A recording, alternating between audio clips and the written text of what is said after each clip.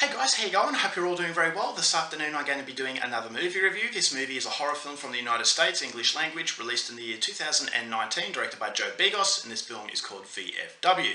So VFW stands for Veterans of Foreign Wars. You've got a group of veterans who are drinking in a bar that is owned by one of them who is celebrating his birthday. So this evening they're having a lot of fun, there's a lot of banter, they're reminiscing about the old days, but then the fun evening is interrupted upon the arrival of a guest who is a young female, and it turns out that she's on the run from a vicious drug lord because she's stolen some of his drugs. So this drug lord's henchmen are trying to get inside the bar, but the veterans know that if she is captured, she's going to be killed, so they can't let that happen. So this infuriates the drug lord, and he says that the veterans are going to die along with this woman.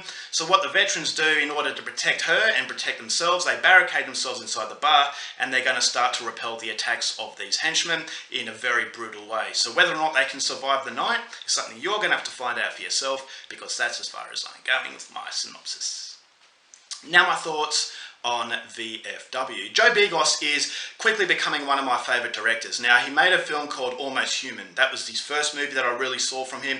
That was a very simplistic nod to 80s horror. That was a film that was a lot of fun. It had a few problems, but it wasn't quite enough to make me a fan at that particular point. So I thought, alright, well, there's a lot of interesting concepts that he uses, and I like his style of filmmaking, but it just needs that quality to really win me over. So he made another film called In the Mind's Eye.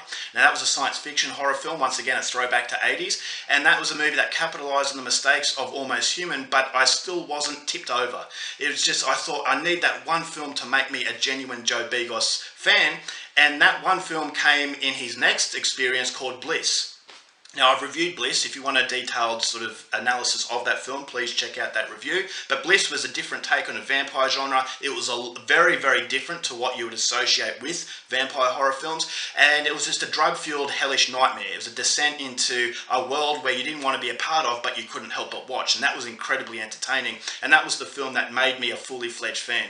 And after that, coming into VFW, I had a lot of skepticism. Is because when you got a director, especially in horror, that makes a really, really good film, usually the next movie is not quite as good, and you can trick yourself into thinking that that particular film is not a good movie. But in reality, it is a good film, and it's not being judged fairly is because of previous experiences. And so I thought this was VFW's greatest adversity, am I going to trick myself into thinking that this is a bad movie because it doesn't rise to that level? And so that was the skepticism and the caution I had coming into this film, but I was hoping that this would be an occasion where a director can really maintain that standard, and thankfully after watching VFW, I will say that this is a rare occasion where a director really maintains that standard, and this made me really excited about Joe Begos. This is a low-budget horror director that's incredible at making very simplistic horror films that you come away from actually thinking they're a lot more in-depth. And so if you haven't heard of Joe Begos, if you haven't seen any of his films, I would highly recommend you check this guy out, is because he is phenomenal. He's just so much fun, and you just, as a throwback, it's a trip down memory lane. They're very nostalgic horror films. If you're a fan of John Carpenter, especially in VFW, Assault on Precinct 13, you're going to really appreciate what Joe Begos does in this movie. Whether it's the credits, the soundtrack, the visuals, everything reeks of 1980s. And so this was a period of time where horror films were a lot of fun, and that's basically the best thing about a Joe Begos film. They're incredibly fun. And what I liked about VFW in particular is his ability to create very interesting and relatable characters through simplicity. And what I mean by that is that you get a lot of these directors who want to do a detailed analysis of someone's previous life, whether it's through melodrama, whether it's because this guy's had horrific things happen to him in the past, and it just goes into a sob story. And this is supposed to allow you to gravitate to a character. But in reality, what it's doing is sidetracking what the film wants to be. But in this film, it doesn't give you a detailed analysis of every single character. It doesn't say, look at this person, feel sorry for him. What Joe Begos does is he throws in a script that is very, very relatable. Is that the way that these veterans talk to each other is the way that I talk to my friends. Is that you make fun of each other in a light-hearted way. And when they're reminiscing about their days in the war, I genuinely thought these were real friends. Don't worry about acting friends, but I genuinely thought they were real friends. And so the chemistry with the cast was phenomenal. You've got Stephen Lang, who's been in a lot of horror films. You've got Fred Williamson and also William Sadler. So these are recognisable faces who are supporting a very, very exciting director. And so at the start of the film, you've just got banter. You haven't got side stories. You haven't got detailed analysis of tragedy. You just got them talking about their stories, talking about their experiences, and it's just funny, but at the same time really relatable. And the way that they react to this woman who's ran into the bar,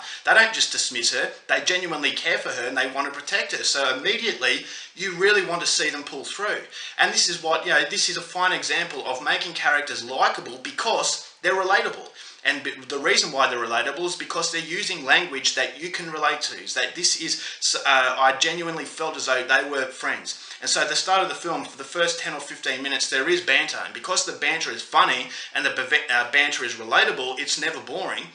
And it sets the platform for a very, very entertaining horror films because when the action starts, it's non-stop.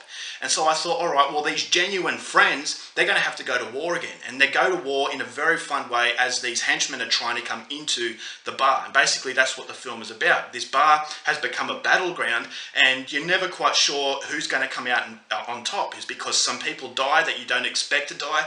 And I just thought, all right, well, all bets are off. And so you've got violence in this film that was phenomenal. Very, very brutal and all very practical, which I loved. You've got shotguns to the face, you've got head stompings, you've got face bashings, all that kind of goodness as far as an extreme horror film is concerned. I really liked some of the violent set pieces and some of the horror set pieces were phenomenal. And so this is another indication that this director is one of the most exciting things to come out, especially in US horror films. I think definitely directors like this from America need to be encouraged. It's because if you get more directors like Joe Begos, American horror is in a really good way. So you've got the acting that, as I said, was fantastic. Stephen Lang, Fred Williamson, William Sadler. They are, as I said, genuine friendship. I actually felt, I thought as though they weren't just acting as friends, they were genuine friends. And so when the villains I thought were great. There's a drug concept in this film that was very reminiscent of Bliss. And so I thought it was a creative way to spin the drug scene. And so that was good. I'm not going to give anything away, but I thought that was interesting. And you've got an ending that I thought was fantastic as well. So it is a very simplistic film, but I came away from it liking these characters a lot more than other films that try too hard to give you that insight into a character. And so I just think that simplicity can be a lot more than just a complexity.